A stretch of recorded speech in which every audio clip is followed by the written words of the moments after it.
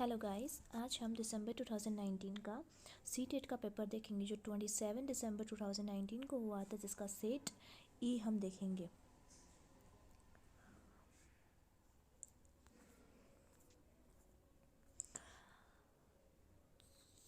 इसका first paper है C TET का, जिसमें भाषा में पहला जो आता है भाग, उसमें पहला भाग आता है बाल विकास का, फिर दूसरा भाग आता है गणित का, तीसरा भाग आता है पर्यावरण का, चौथा भाग आता है भाषा का। जो भी आपकी फर्स्ट भाषा है, अगर आपने इंग्लिश की भाषा ली है तो फर्स्ट भाषा जो आएगी वो हिंदी की फर्स्ट भाषा ली है तो फर्स्ट भाषा हिंदी की आएगी, और इंग्लिश की लिए तो इंग्लिश की आएगी। और सेकंड लैंग्वेज में भी वैसे ही होगा कि आपने सेकंड लैंग्वेज में जिसको चूज़ किया है वही सेकंड लैंग्वेज में आपको सॉल्व करना है। अदरवाइज़ आपके इसमें बहुत ज़्यादा लोगों की गलतियाँ होती हैं और दिक्कत हो जाती है। अच्छा, जैसे ही ये पर फील्ड 30 मार्क्स का आएगा। जैसे बाल विकास 30 मार्क्स के, और मैथ से 30 मार्क्स का, पर्यावरण है 30 मार्क्स का, जो भी आपकी फर्स्ट लैंग्वेज है वो 30 मार्क्स की आएगी, और सेकंड लैंग्वेज भी 30 मार्क्स की आएगी। सो टोटल आपका 150 का पेपर होगा।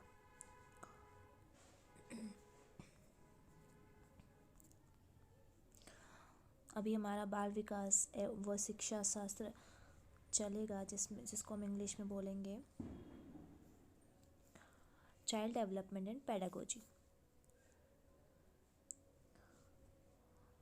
इसका फर्स्ट क्वेश्चन है, भाषा अर्जन एवं विकास के लिए सर्वाधिक संवेदनशील अवधि कौन सी होती है? तो फर्स्ट ऑप्शन है जन्म से पूर्व, प्रारंभिक बाल्यावस्था, मध्य बाल्यावस्था, किशोरावस्था। तो जन्म से पूर्व तो होगी नहीं, जन्म से पूर्व तो हमारी कोई लैंग्वेज होती नहीं है।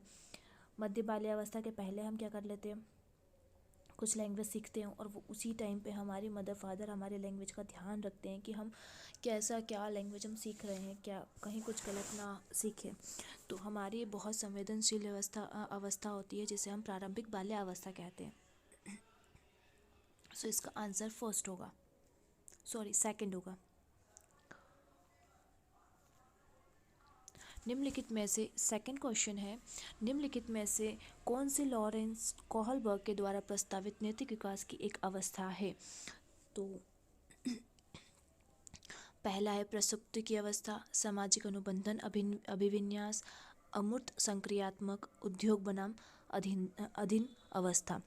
तो हमको पता है कि लॉरेंस कोहलबर्ग किसके बारे में बात करते हैं, वो सामाजिक अनुबंध अभिन्यास। दैट मीन्स कि नैतिक विकास की अवस्था कौन सी है? सामाजिक अनुबंध। समाज से अगर हम समाज के बारे में समाज से जुड़े रहेंगे तो हमारा नैतिक विकास होगा।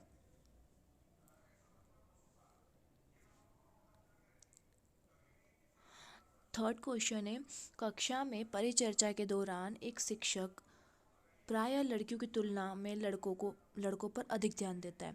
तो क्या करता है वो?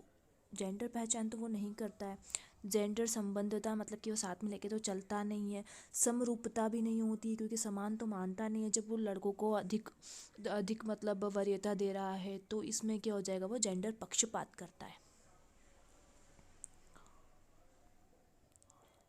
क्वेश्चन नंबर फोर्थ है, बच्चों में जेंडर रूढ़िवादिता एवं जेंडर भूमिका अनुरूपता को कम करने के लिए निम्नलिखित में से कौन सी पद्धति प्रभावशाली है? तो हमको पता है कि कौन सी पद्धति, जेंडर पक्षपात के बारे में चर्चा करना, जेंडर विशिष्ट भूमिकाओं को महत्व देना, और जेंडर पृथक खेल समूह बनाना, और जेंडर पृथक बैठने की व्यवस्था करना। तो पृथक तो होगा नहीं। विशिष्ट भूमिका को महत्व देना मतलब कि आप कुछ भूमिकाएं हैं उसको ज़्यादा महत्व देंगे तो भी वो एक गलती होगा। आप पक्षपात पे बात करो कि पक्षपात क्यों होता है, मतलब कि इसमें क्या ये क्यों गलत है, क्यों मतलब किया जा रहा है, और ये कितना बैड इफ़ेक्ट देता है।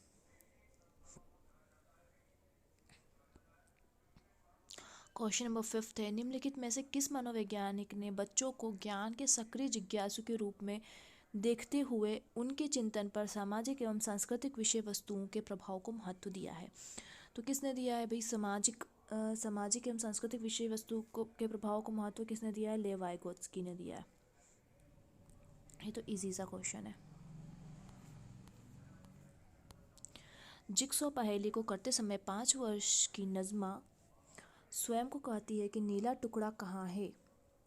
नहीं, यह वाला नहीं, गाढ़े रंग का नीला टुकड़ा, जिससे यह जूता पूरा बन जाएगा।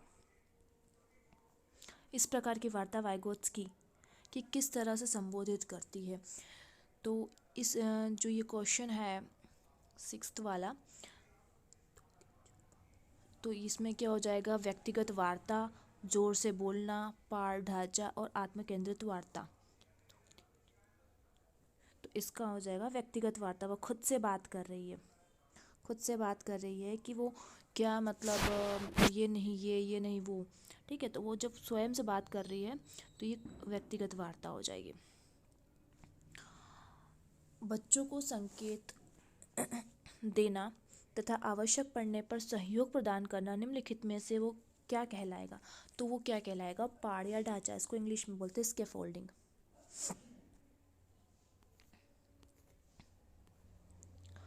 निम्नलिखित में से कौन सा जीन पियाजे द्वारा प्रस्तावित मूर्त संक्रियात्मक अवस्था को विशेषित करता है।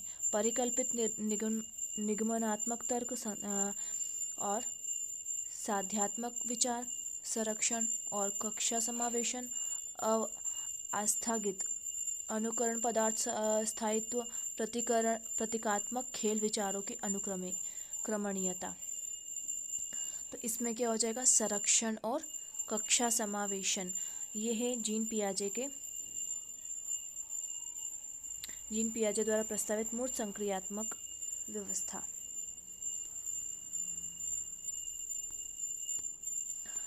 बच्चों के संज्ञानात्मक विकास के संदर्भ में निम्नलिखित में से कौन सी पियाजे की संरचना है।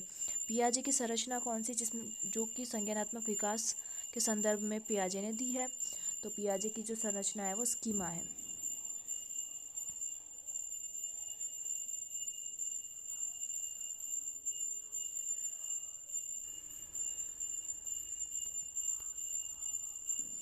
क्वेश्चन नंबर 10 है, आकलन का प्राथमिक उद्देश्य क्या होना चाहिए। तो आकलन का प्राथमिक उद्देश्य होना चाहिए, इसका ऑप्शन है विद्यार्थियों के लिए श्रेणी निश्चित करना, संबंधित अवधारणाओं के बारे में बच्चों की स्पष्टता व भ्रांतियों को समझना,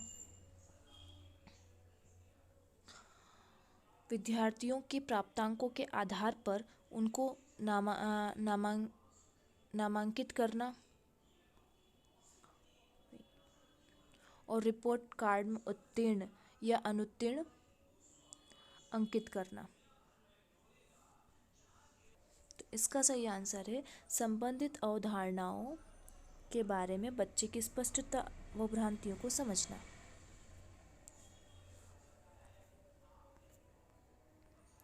निम्नलिखित में कथनों में से कौन बुद्धि के बारे में सही है। बुद्धि एक निश्चित योग्यता है जो जन्म के समय ही निर्धारित होती है।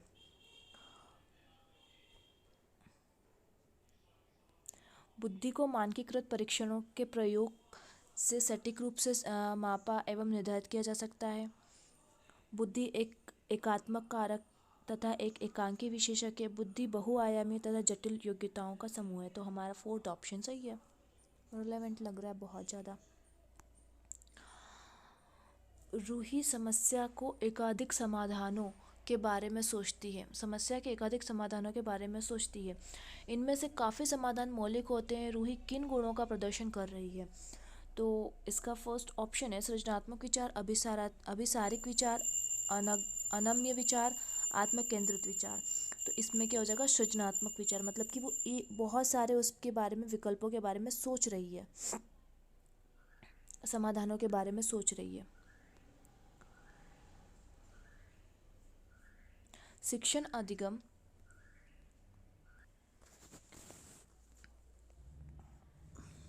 अधिगम में वंचित समूह से संबंधित विद्यार्थियों के द्वारा सहभागिता कम होने की स्थिति में एक शिक्षक को क्या करना चाहिए। बच्चों को विद्यालय छोड़ने के लिए कहना चाहिए, ये तो बिल्कुल भी नहीं होना चाहिए। इस स्थिति को जैसी है स्वीकार कर लेना चाहिए। इन विद्यार्थियों से अपने अपेक्षाओं को कम करना चाहिए। अपनी शिक्षण पद्धति पर विचार करना चाहिए तथा बच्चों की सहभागिता में सुधार करने के लिए एक नए तरीके ढूंढना चाहिए। तो सबसे बेस्ट ऑप्शन तो हमको यही लग रहा है। एक समावेशी कक्षा में एक शिक्षक को विशिष्ट शैक्षिक योजनाओं को तैयार नहीं करना चाहिए, कभी कभी तैयार करना है, सक्रिय रूप से तैयार करना चाहिए और तैयार करने के लिए हतोत्साहित होना चाहिए। तो हमको पता है यार 14 में थर्ड ही होगा, सक्रिय रूप से तैयार होना चाहिए। पठन वैफल्य, बच्चों में प्राथमिक लक्षण क्या होते हैं? पठन वैफल्य मतलब कि वो पढ़ नहीं पा रहे हैं, मतलब कि विफल है पढ़ने में। तो इसमें क्या हो जाएगा? न्यून अवधान विकार, अपसारी चिंतन और पढ़ने में धारा प्रवाह, पढ़ने की अक्षमता, एक ही गति विषयक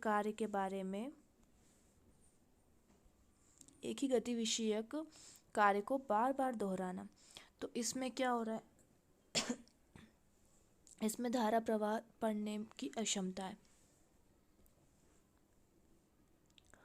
क्वेश्चन 16, शिक्षा का अधिकार अधिनियम 2009 में उल्लेख की गई समावेशी शिक्षा जो है बहुत इंपॉर्टेंट रोल प्ले करती है आजकल की एजुकेशन में, की अवधारणा निम्नलिखित में से किस पर आधारित है?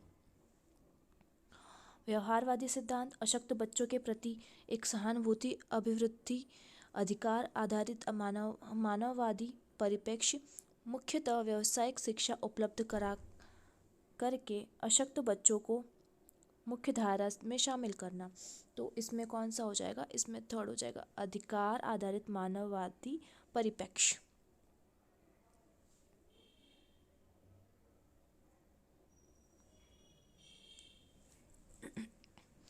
संरचनावादी ढांचे में अधिगम प्रामाणिक रूप से यंत्रवत याद रखने पर आधारित होता है, प्रबलन पर केंद्रित होता है, अनुबंध पर अर्जित है,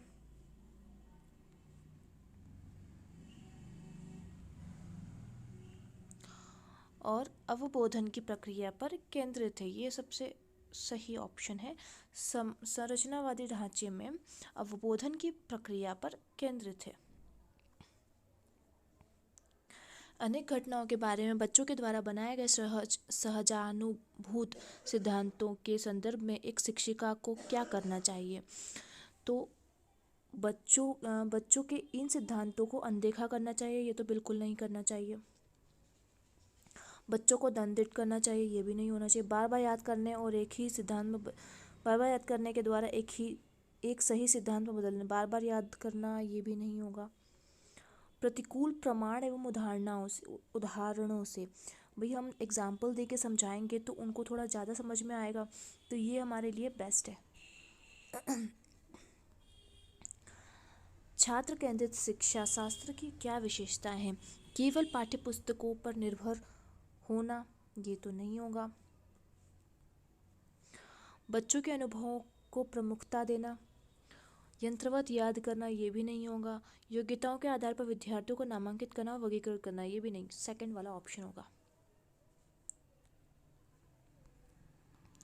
संवेग एवं संज्ञान एक दूसरे से पूर्णतः अलग है, स्वतंत्र है और सन्निहित है और संबंधित नहीं है। तो संबंधित नहीं, ये तो नहीं होगा। पूर्णतः अलग भी नहीं है, स्वतंत्र है, ये भी नहीं होगा। सन्निहित, एक दूसरे से सन्निहित है।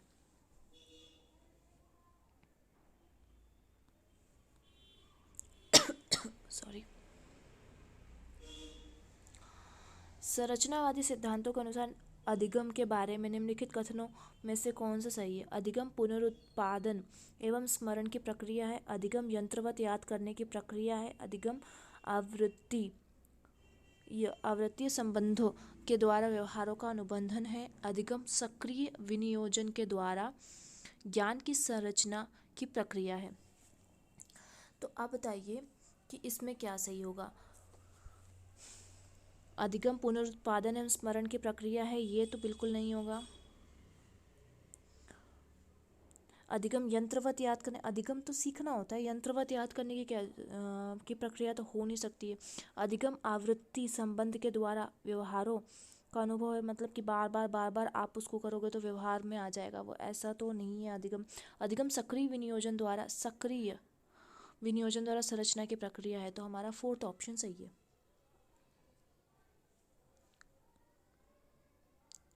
विद्यार्थियों को स्पष्ट उदाहरण गैर उदाहरण देने का क्या परिणाम है? अवधारणात्मक परिवर्तनों को प्रोत्साहित करने के लिए यह प्रभावशाली तरीका है। बिल्कुल सही है, हमारा फर्स्ट ही ऑप्शन सही आ गया।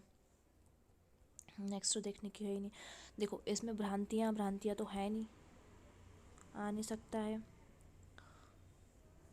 अवधारणा को समझ में अभाव पैदा कर सकता है, तो फिर ये तो बिल्कुल गलत है। यह अवधारणात्मक समझ के बजाय कार्यवाहिक प्रतिक्रिया केंद्रित करता है, तो ये भी गलत है।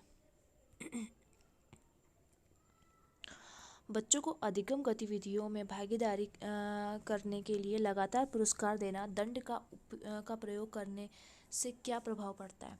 जब आप क्या करोगे, भागीदारी करने के लिए लगातार पुरस्कार एवं दंड देना, कि वो उसमें पार्टिसिपेट करें, और अगर वो अच्छा करते हैं, मतलब पार्टिसिपेट करते तो पुरस्कार, और ना पार्टिसिपेट करें तो क्या करेंगे, उनको दंड देंगे, तो उसका क्या प्रभाव पड़ता है? तो इसमें आ जाएगा बाहरी अभिप्रेरणा कम होती है, ये नहीं होगा। मतलब है ऐसा तो कम नहीं होगी, बाहरी अभिप्रेरणा ही है ये तो। आंतरिक अभिप्रेरणा बढ़ती है, तो ये भी नहीं होगा। यह बच्चों को प्रदर्शन आधारित लक्ष्यों के बजाय निपुणता पर ध्यान देने के लिए प्रोत्साहित करती है, ये भी नहीं होगा।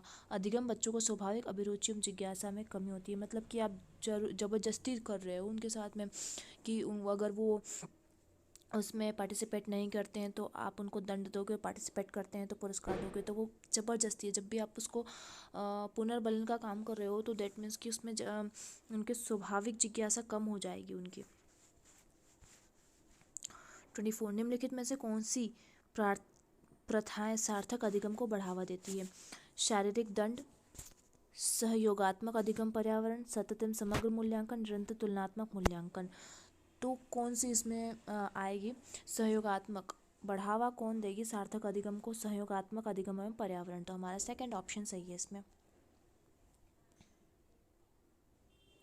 और सतत एवं समग्र मूल्यांकन भी हमारा सही है, तो हमारा इसमें 24 का सेकंड ऑप्शन सही है। शिक्षक बच्चों को जटिल अवधारणाओं को समझने में किस प्रकार सहज कर सकते हैं? मतलब कि जटिल अवधारणाओं को हम कठिन टफ चीज़ों को हम किस प्रकार से समझ सकें? तो व्याख्या देकर नहीं, व्याख्या देकर तो कैसे हो सकता है? व्याख्या देकर प्रतियोगिता अवसरों का, अब प्रतियोगिता करा दोगे और उनको कुछ आता नहीं है तो उसी से उसमें पार्टिसिपेट करने में डरेंगे। बार बार यांत्रिक अभ्यास कराकर बाबा यांत्रिक अभ्यास कैसे कराओगे, जब उनको खुद की प्रॉब्लम्स को समझना आना चाहिए, समझने वाला को एक इंसान होना चाहिए। अन्वेषण एवं परिचर्चा के लिए अवसर उपलब्ध कराना, ये ज़रूरी है। अन्वेषण और परिचर्चा मतलब कि भाई उनका परिचर्चा करोगे तो आप उनको क्या हो जाएगा, वो अपनी प्रॉब्लम्स को बताएंगे और वो अच्छे से समझ पाएंगे जटिल अवधारणाओं को। एक प्राथमिक विद्यालय की अध्यापिका बच्चों को एक प्रभावशाली समस्या समाधानकर्ता बनने के लिए किस प्रकार से प्रोत्साहित कर सकती है? प्रत्येक छोटे कार्य के लिए भौतिक पुरस्कार देकर, केवल प्रक्रियात्मक ज्ञान पर बल या महत्व